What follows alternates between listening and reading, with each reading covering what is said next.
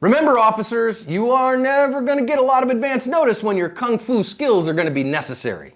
Today's video is brought to us by Mantis. The Mantis family of products is integral to ASP staff building handgun and carbine skills and are your most economical and fastest path to improvement in your skills too.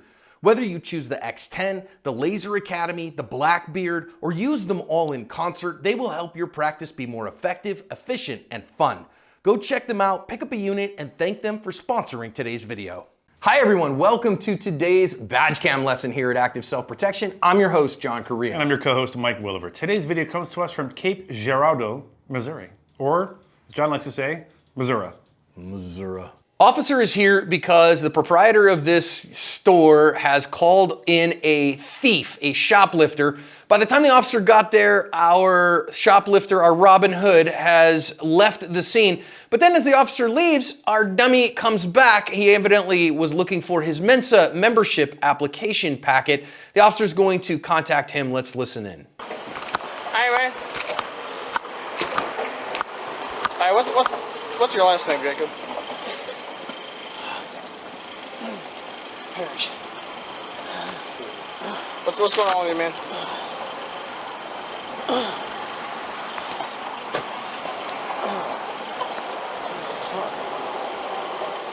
Dude, what's going on with you? I just feel like I'm tripping. Okay. Well, have you taken anything? No. No. Taking some salt, and then I ate some oatmeal raisin cookies, Okay. and I took a drink. The oatmeal raisin cookies from here? Yeah. You paid for those oatmeal raisin cookies? No, sir. I had to take a walk. My sugar got real low, so I had to move forward. Oh, okay. Do you have an ID card on you, dude? No, I do not. What was your last name again?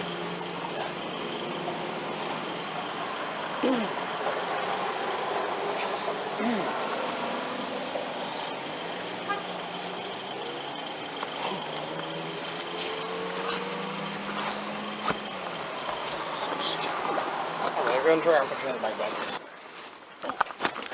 Stop! Stop! Okay. Stop! Sir, give me another one. Fight!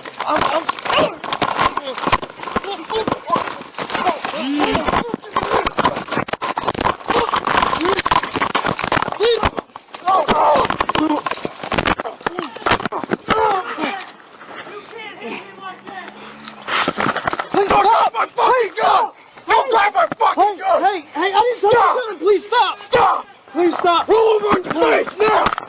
Roll over on your face! Get the fuck on the ground! Taser deployed! Roll over! Roll over on your face! Roll over on your face now!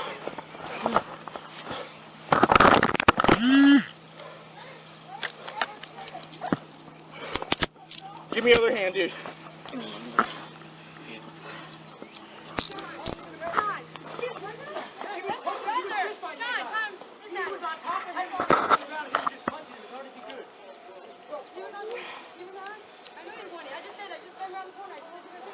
You okay? It's just barely caught on the surveillance camera from inside the store. You can see the officer trying to fight him off, grabbing a hold of his gun. You heard him saying he's trying to grab my gun. We actually have cell phone footage from a bystander that caught kind of the last half of it as well. So by the time that the guy has picked up or tried to grab the officer's gun, they only caught the end of it. So he is getting after this dude pretty good here. And then he's gonna eventually kind of stuff him up against the brick wall. And when he does, the guy tries to get up again and tries to grab his gun, I think, again. So the officer then is gonna blade his gun away from him, try to get the guy turned over here in just a second. When he does, our perp, who has escalated this from a simple shoplifting misdemeanor into deadly force, instead tries to get away. He gets the Pikachu joinder juice instead and ends up with a host of charges, including attempted murder on a police officer instead of just shoplifting. You know, Mike, as they say, everyone was kung fu fighting, but we've seen several instances on the channel lately of cops getting down with Jack Johnson and Tom O'Leary. Chingazos, balazos. Yeah, you gotta throw chingazos. I really do want to say, Mike, at the beginning here, I think this cop shows a good, remarkable bit of restraint, really good policing here, knows it's his guy, just going to talk to him a little bit, if you got an ID, whatever. The thing that I notice here is that if you're paying attention and listening, now we don't get to see him, but you listen in on how he's talking, listen into kind of the little bit of body language we get from our perp. This dude is Matthew, man. He is tweaking on something, and the officer has to pick up on that. Yep. You know, the minute you walk up to a scene and you're presented with a suspect who's making cornholio noises, you know you've got a problem. You know what you're dealing with right off the bat. Any cop who's been a cop for more than 5 minutes in the United States has dealt with someone under the influence of meth. And meth is not like PCP or anything else where it gives you like superhuman strength, but it does cause you to make really bad decisions. I do want to also compliment all the people you see in the fore and background of this video who have a PhD in minding their own business. The level of DGAF of the bystanders is quite impressive. It really is. Now listen, officer knows I got to arrest this guy, right? So I got probable cause that he's committed a crime. I have the owner identifying this guy. Okay, fine. We know we're going to end up putting this guy into cuffs.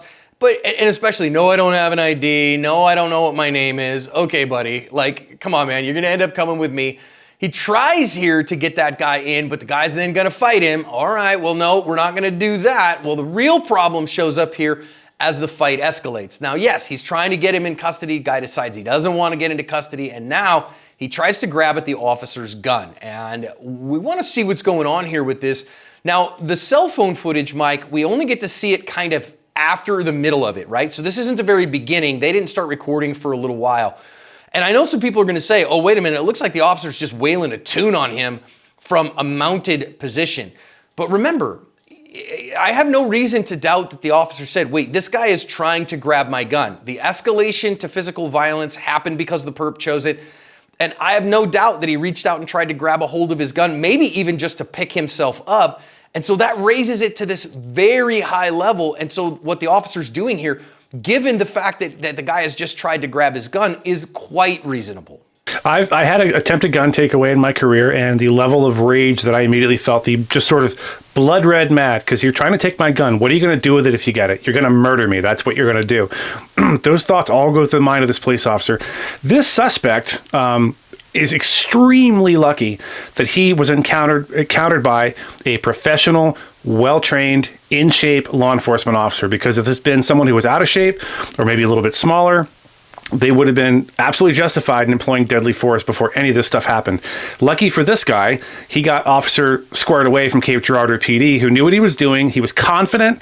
He never lost his cool. He never screamed and yelled.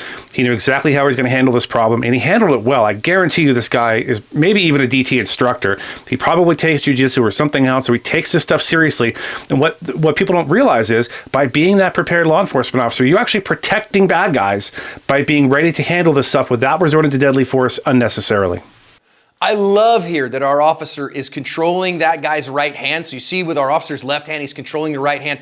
I will guarantee you that his right hand is on his own gun, defending it in this case. My admonition here, my exhortation to every police officer, take your defensive tactics seriously. Take your weapon retention classes and exercises and drills very seriously. And have your buddies, when you're on the mats and you're using blue guns and all that stuff, have them earnestly try to take your gun away a couple times. You don't have to go 100%, but you want them to be live rolls. You want to even be at 50, 60%, but you want them to have freedom of motion and bad intent in order to take it away from you, because you don't want the first time that happens to you, Mike, to be when it's Matthew doing it. Absolutely not. I'll tell you something right now. A lot of departments are very, understandably, liability conscious. So ask yourself, because I think a lot of times the reason they don't do this really intensive force-on-force stuff like gun takeaways at 75%, why they don't do them in the mat room, is they're worried about officers getting injured and missing time. That is a real possibility. That happens, right? As a department lead, as a mayor of a town, as the governor of a state, whatever, understand you are absolutely avoiding way more liability by doing this high-intensity training than you are by avoiding it. By avoiding it, your officers get in a situation like this. They've never faced it before.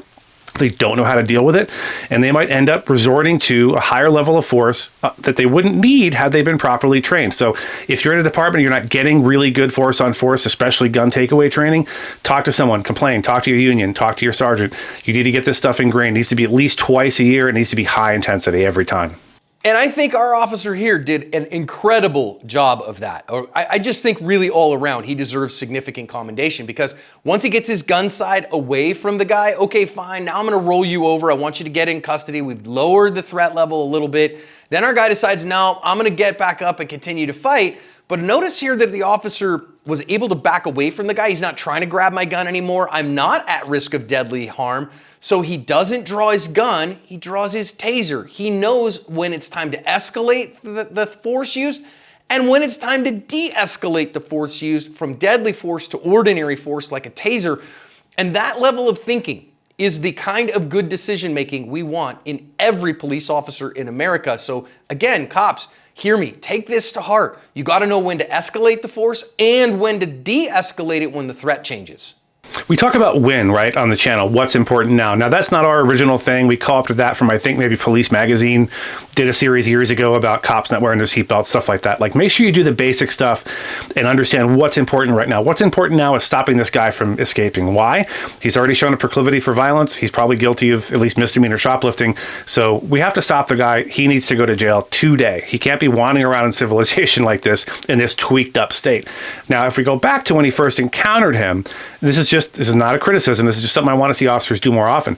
If instead of standing, I'm standing, he's standing, I'm going to try to grab an arm and put him in custody, you put him at a disadvantage. If you have a reason, you have a legal right to detain the person, hey man, have a seat on the curb. Hey man, whatever. Put them in a position where they can't fight back. Where if you do have to handcuff them, now they're already seated and you're standing. You're at a position of advantage right off the bat. Just a little something I wanted to add on there.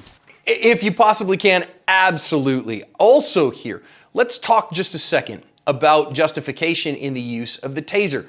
Because we've said this on the channel many times, that, hey, listen, recognize that when you use a taser on hard ground, you're gonna cause a brain injury, you're gonna cause a head injury to this guy, so it's gotta be worth it.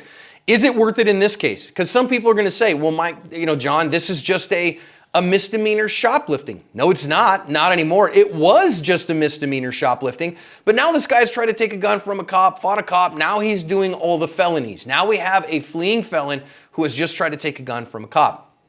And so now, under Tennessee versus Garner, we have objective threat to the community because this guy has escalated that threat. Now, I don't think it would have been wise, good, or correct to shoot the guy, but to use a taser in this instance, yep, worked great. And hey, Mike, did you check it out? That's like 2 in a row on the channel that the taser worked.